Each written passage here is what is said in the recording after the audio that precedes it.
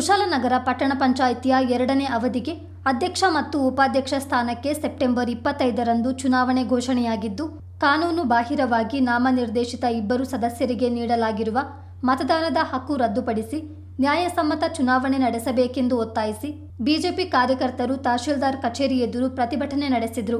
BJP ನಗರ ಘಟಕದ ಅಧ್ಯಕ್ಷ MM Charan ಹಾಗೂ ಕಾರ್ಯದರ್ಶಿ ಎಚ್ಎಂ ಮಧುಸೂದನ್ ನೇತೃತ್ವದಲ್ಲಿ ಬಿಜೆಪಿ ಕಾರ್ಯಕರ್ತರು ಹಾಗೂ ಪುರಸಭಾ ಸದಸ್ಯರು ಕೆಲಕಾಲ ಧರಣಿ ನಡೆಸಿ ಚುನಾವಣಾಧಿಕಾರಿ ಹಾಗೂ ಸರ್ಕಾರದ ವಿರುದ್ಧ ಘೋಷಣೆ ಕೂಗಿದ್ರು.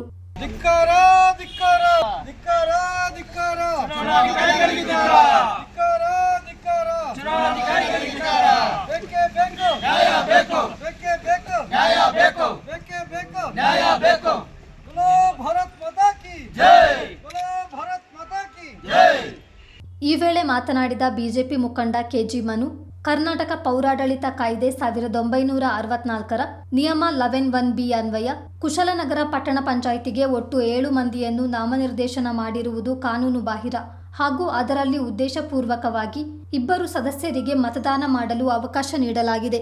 ಕರ್ನಾಟಕ ಪೌರಾಡಳಿತ ಕಾಯ್ದೆ ಪ್ರಕಾರ ನಾಮನಿರ್ದೇಶಿತ ಸದಸ್ಯರಿಗೆ ಮತದಾನದ ಹಕ್ಕಿಲ್ಲ. ಆದರೆ ಚುನಾವಣಾಧಿಕಾರಿಯಾದ ತಹಶೀಲ್ದಾರ್ ಕಾಂಗ್ರೆಸ್ ಪಕ್ಷದ ಮುಖಂಡರ ಒತ್ತಡಕ್ಕೆ ಮಣಿದು ಕಾನೂನು ಉಲ್ಲಂಘಿಸಿ ಚುನಾವಣೆ ನಡೆಸಲು ಮುಂದಾಗಿದ್ದಾರೆ ಎಂದು ದೂರಿದರು. ನಾಮನಿರ್ದೇಶಿತ ಸದಸ್ಯರಿಗೆ ನೀಡಿರುವ ಮತದಾನದ ಹಕ್ಕನ್ನು ರದ್ದುಪಡಿಸುವವರೆಗೂ ಪ್ರತಿಭಟನೆ ನಡೆಸಲಾಗುವುದೆಂದು ಎಚ್ಚರಿಸಿದರು. ಮೇಲ್ದರ್ಜೆಗೇರಿಸಬೇಕು ಅಂತ ಮುಳಸೋಗೆ ಗ್ರಾಮ ಪಂಚಾಯತಿನ ವಿಲೀನ ಮಾಡಿಕೊಂಡು ಪುರಸಭೆ ಮಾಡಬೇಕನ್ನೋ ಒಂದು ನಿಟ್ಟಿನಲ್ಲಿ ಕಳೆದ 1-1.5 ವರ್ಷದಿಂದ ಕುಶಾಲನಗರ ಪಟ್ಟಣ ಪಂಚಾಯತಿಯನ್ನು ಪುರಸಭೆ ಮಾಡಬೇಕು ಸರ್ಕಾರದ ಒಂದು ಆದೇಶ ಬಂತು. ಸರ್ಕಾರದ ಆದೇಶ ಬಂದು ಒಂದು ವರ್ಷ ಆದ್ರೂ ಅದ್ರ ಯಾವುದೇ ಪ್ರಕ್ರಿಯೆ ನಡೀಲಿಲ್ಲ. 6 ತಿಂಗಳಲ್ಲಿ ಏನದು ಏನು ಬೋರ್ಡ್ ಇದೆ ಅದು ರದ್ದಾಗಿ ಚುನಾವಣೆ ನಡೀಬೇಕಿತ್ತು. ಆದರೆ ಸರ್ಕಾರ ಮತ್ತು ಇಲ್ಲಿ ಸ್ಥಳೀಯ ಅಧಿಕಾರಿಗಳು ಒಂದು ಕುತಂತ್ರದ ಒಂದು ಇದರಿಂದ ಒತ್ತಡದಿಂದ ಅದು ಚುನಾವಣೆ ನಡೀಲಿಲ್ಲ. ಪಟ್ಟಣ ಪಂಚಾಯತಿಗೆ ನಿಮಗೆ ಗೊತ್ತಿರೋ ಹಾಗೆ 3 ಜನ ನಾಮನಿರ್ದೇಶನ ಮಾಡಬೇಕಾಗ್ತದೆ. ಪಟ್ಟಣ ಪಂಚಾಯತಿ ನಾಮನಿರ್ದೇಶನ ಮಾಡಿದರೆ ಯಾವುದೇ ರೀತಿಯ ಮತದಾರರ ಹಕ್ಕಿರೋದಿಲ್ಲ. ಪಟ್ಟಣ ಪಂಚಾಯತಿಗಳು ಸಭೆಯಲ್ಲಿ ಭಾಗವಹಿಸ್ಬೋದು. ಸಭೆಯಲ್ಲಿ ಒಂದು ಏನು ವಿದ್ಯಮಾನಗಳಿದೆ ಅಲ್ಲಿ ಚರ್ಚೆ ಇರ್ತದೆ, ಭಾಗವಹಿಸೋದು. ಅದೇ ಮತದಾನದ ಹಕ್ಕು ಯಾವುದೇ ಸಭೆ ಯಾವುದೇ ಒಂದು ಸ್ಥಾಯಿ ಸಮಿತಿ ಇರೋದು ಪಟ್ಟಣ ಪಂಚಾಯತಿ ಅಧ್ಯಕ್ಷ ಉಪಾಧ್ಯಕ್ಷರು ಯಾವುದಕ್ಕೆ ಒಂದು ಅವಕಾಶ ಇರೋದಿಲ್ಲ. ಆದರೆ ಕುಶಾಲನಗರ ಪಟ್ಟಣ ಪಂಚಾಯತಿಗೆ ಮೊದಲ ಏನು ಪಟ್ಟಣ ಪಂಚಾಯತಿ ಅಂತ ಇದ್ರು ಅದನ್ನು ಪುರಸಭೆ ಮೇಲ್ದರ್ಜೆಗೆ ಏರಿಸೋದು ಪ್ರಯತ್ನದಲ್ಲಿ ಇರ್ತಾರೆ ಅಷ್ಟೇ. ಆದರೆ ಪುರಸಭೆಯಾಗಿ ಮೇಲ್ದರ್ಜೆಗೆ ಏರಿರೋದಿಲ್ಲ. ಅದಕ್ಕೆ ಇಮಿಡಿಯೇಟಾಗಿ ಅವ್ರು ಏನು ಮಾಡ್ತಾರೆ, 5 ಜನ ನಾಮನಿರ್ದೇಶನ ಮಾಡ್ತಾರೆ. 11A(b) ಆ್ಯಕ್ಟ್ ಏನು ಆದೇಶದಡಿಲ್ಲ ಈ 5 ಜನನು ನಾಮಿನೇಟ್ ಮಾಡ್ತಾರೆ. ಅದಾದಮೇಲೆ ಪುನಃ 2 ಜನನ ಪುನಃ 2 ಜನ ಈ ಗ್ರಾಮ ಪ್ರತಿನಿಧಿಯಾಗಿ 2 ಜನ ನಾಮಿನೇಟ್ ಮಾಡ್ತಾರೆ. ಅದು 359J ಮತ್ತು 360D ಅಡಿಯಲ್ಲಿ ಅವ್ರನ್ನ ಪುನಃ 2 ನಾಮನಿರ್ದೇಶನ ಮಾಡ್ತಾರೆ. ಈ 7 ಜನನು 11A(b)ನಲ್ಲೇ ಇವರು ನಾಮನಿರ್ದೇಶನ ಆಗಿರ್ತಾರೆ. ಈ ಕೊನೆ ಇವರೇನೊಂದು ಈ ಚುನಾವಣೆ ಪಟ್ಟಣ ಪಂಚಾಯತಿ ಚುನಾವಣೆ ಆದೇಶ ಹೊರಡ್ತದೆ. ಆದರೆ ಈ ಪುರಸಭೆ ಮೇಲ್ದರ್ಜೆಗೆ ಏರಿಸಿ ಮುಳಸೋಗೆ ಗ್ರಾಮ ಪಂಚಾಯತ್ ನಿಷ್ಕ್ರಿಯಗೊಳಿಸಿ 1.5-2 ವರ್ಷ ಆಗಿರ್ತದೆ. ಆದರೆ ಈಗ ಒಂದು 3-4 ತಿಂಗಳಿಂದ ಒಂದು ಇಡೀ ರಾಜ್ಯದಲ್ಲಿ ಒಂದು ಚುನಾವಣಾ ಪ್ರಕ್ರಿಯೆಗೆ ಶುರುವಾಗ್ತದೆ. ಪಟ್ಟಣ ಪಂಚಾಯತಿ ಮತ್ತು ಪುರಸಭೆ ಒಂದು ಪಟ್ಟಿ ಬಿಡುಗಡೆ ಆಗ್ತದೆ. ಅದು ಆ ಪಟ್ಟಿಯಲ್ಲಿ ಕುಶಾಲನಗರ ಪುರಸಭೆ ಎಲೆಕ್ಷನ್ ನಡೀಬೇಕಾಗಿರ್ತದೆ. ಆದರೆ ಆ ಒಂದು ಸರ್ಕಾರದ ಆದೇಶ ಇರ್ತದೆ, ಅದು ಪಟ್ಟಣ ಪಂಚಾಯತಿ ಚುನಾವಣೆ ನಡೀತಿದೆ ಅಂತ.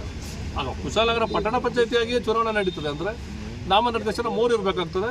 ಮುಳಸೋಗೆ ಗ್ರಾಮ ಪಂಚಾಯತಿ ಹಾಗೆ ಉಳಿಬೇಕಾಗ್ತದೆ. ಈ 7 ಜನ ನಾಮನಿರ್ದೇಶನ ಒಂದು ಅಸಿದ್ಧ ಮಾಡಬೇಕಿರ್ತದೆ.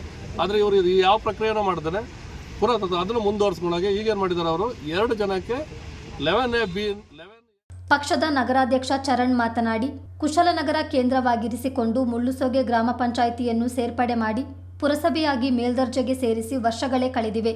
ಆದರೆ ಈಗ ಈ ಹಿಂದಿನ ಪಟ್ಟಣ ಪಂಚಾಯಿತಿಯ 2ನೇ ಅವಧಿಗೆ ಚುನಾವಣೆ ಘೋಷಣೆ ಮಾಡಲಾಗಿದೆ. ಜೊತೆಗೆ ಪುರಸಭೆಗೆ ನಾಮನಿರ್ದೇಶಿತ 7 ಸದಸ್ಯರ ಪೈಕಿ 2ರಿಗೆ ಪಟ್ಟಣ ಪಂಚಾಯಿತಿ ಅಧ್ಯಕ್ಷ ಉಪಾಧ್ಯಕ್ಷ ಚುನಾವಣೆಗೆ ಮತದಾನದ ಹಕ್ಕು ನೀಡಲಾಗಿದ್ದು ಕಾನೂನು ಬಾಹಿರವಾಗಿದೆ. ಅಕ್ರಮ ಚುನಾವಣೆ ನಡೆಸಲು ಕಾಂಗ್ರೆಸ್ ಮುಖಂಡರು ಕುಮ್ಮಕ್ಕು ನೀಡುತ್ತಿದ್ದಾರೆ ಎಂದು ದೂರಿದರು. ಜೊತೆಗೆ ಏನು ಸರ್ಕಾರದಿಂದ ನಾಮಿನೇಟೆಡ್ ಮಾಡಿದ್ದಾರೆ ಅವ್ರದ್ದು ಅದನ್ನು 7 ಜನ ನಾಮಿನೇಟೆಡನ್ನು ಪುರಸಭೆಗೆ ಅಂತೇಳಿ ಮಾಡಿದ್ದಾರೆ. ಸೊ ಪುರಸಭೆಗಿಂದ ಮಾಡಿದಂಥ ಸಂದರ್ಭದಲ್ಲಿ ಅದರಲ್ಲಿ 2 ಜನರಿಗೆ ಮಾತ್ರ ಮತದಾನದ ಹಕ್ಕನ್ನು ನಾಮಿನೇಟೆಡ್ ಸದಸ್ಯರಿಗೆ ಕೊಟ್ಟಿದ್ದಾರೆ. ಇದು ಕಾನೂನು ಬಾಹಿರ. ಕರ್ನಾಟಕ ಇತಿಹಾಸದಲ್ಲೇ ಪ್ರಥಮ ಬಾರಿಗೆ ಕುಶಾಲನಗರದಲ್ಲಿ ಆಗುವಂಥ ಚುನಾವಣೆಗೆ 2 ಜನರಿಗೆ ನಾಮಿನೇಟೆಡ್ ಸದಸ್ಯರಿಗೆ ಚುನಾವಣೆ ಹಕ್ಕನ್ನು ಕೊಟ್ಟಿದ್ದಾರೆ. ಇದನ್ನು ನಾವು ತಹಶೀಲ್ದಾರ್ ಮುಖಾಂತರ ಪ್ರಶ್ನೆ ಮಾಡುವ.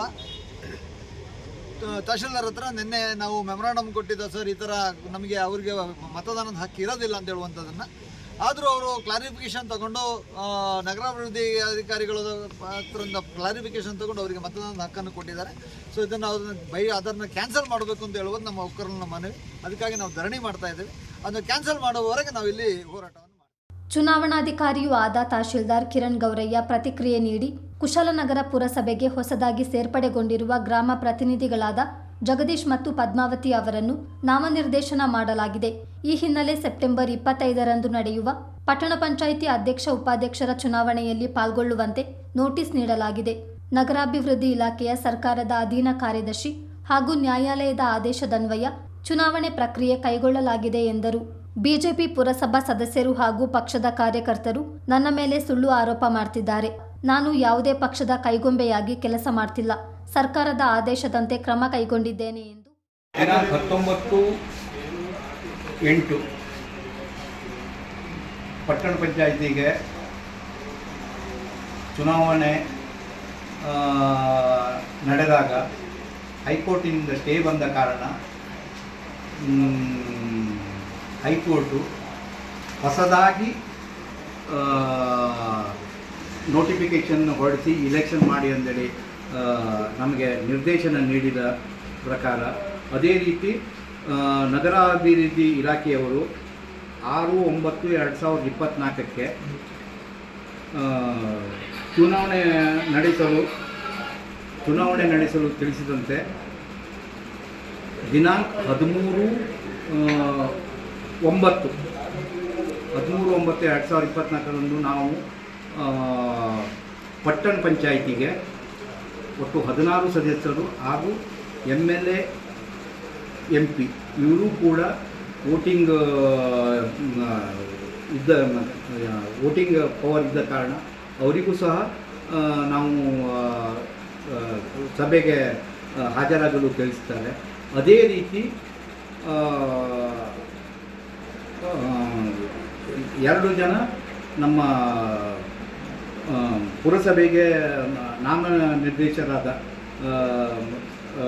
2 ಜನ ಜಗದೀಶ್ ಹಾಗೂ BN ಪದ್ಮಾವತಿಯವರಿಗೆ 4/7 ಆದೇಶದಂತೆ ಅವರಿಗೂ ಕೂಡ 11(1)B ಅನ್ವಯ ಅದು ಕೈ ಬಿಟ್ಟು ಇವರಿಗೂ ಕೂಡ ವೋಟಿಂಗ್ ಪವರ್ ಇರೋದ್ರಿಂದ ಅವರಿಗೂ ನಾವು ನೋಟಿಸನ್ನು ಜಾರಿ ಮಾಡಿದ್ದೇವೆ. ಈಗ ದಿನಾಂಕ 25/9/2024ಕ್ಕೆ ಇವರಿಗೆ ಚುನಾವಣೆ ನಡೆಸಲಾಗುವುದು. ಯಾಕಂದರೆ ಇದೆಲ್ಲ ನಾವು ಮಾಡ್ತಾ ಇದ್ದದ್ದು ಎಲ್ಲನೂ ಸರ್ಕಾರದ ಆದೇಶ ನಗರಾಭಿವೃದ್ಧಿಯಿಂದ ಬಂದಂಥ ಆದೇಶದ ಮುಖಾಂತರವಾಗಿ ನನಗೆ ನಿರ್ದೇಶನ ನೀಡಿದ ಪ್ರಕಾರವಾಗಿ ನಾವು ಮಾಡ್ತಾ ಇದ್ದೇವೆ. ಹೊರತು ಯಾರ ಚುನಾವಣೆಯಲ್ಲಿ ಯಾರ ಆವೇಶಕ್ಕೆ ಒಳಗಾಗಿ ಅಥವಾ ಯಾರ ಒತ್ತಡಕ್ಕೊಳಗಾಗಿ ಮಾಡಿದ್ದು ಇರುವುದಿಲ್ಲ. ಇದು ಶುದ್ಧ ಸುಳ್ಳು. ಪ್ರತಿಭಟನೆಯಲ್ಲಿ ಪುರಸಭಾ ಸದಸ್ಯರಾದ DK ತಿಮ್ಮಪ್ಪ, ಅಮೃತರಾಜ್, ಜಯವರ್ಧನ್, ಜಗದೀಶ್, ಮುಖಂಡರಾದ Umashankar, MD Krishnappa, Manjunath, MV Rajesh, HT Vasant, Praveen, Asif, Sachin ಮತ್ತಿತರರು ಪಾಲ್ಗೊಂಡಿದ್ದರು. ವೃತ್ತ ನಿರೀಕ್ಷಕ ಪ್ರಕಾಶ್ ನೇತೃತ್ವದಲ್ಲಿ ಸಿಬ್ಬಂದಿಗಳು ಭದ್ರತಾ ವ್ಯವಸ್ಥೆ ಕಲ್ಪಿಸಿದ್ದರು.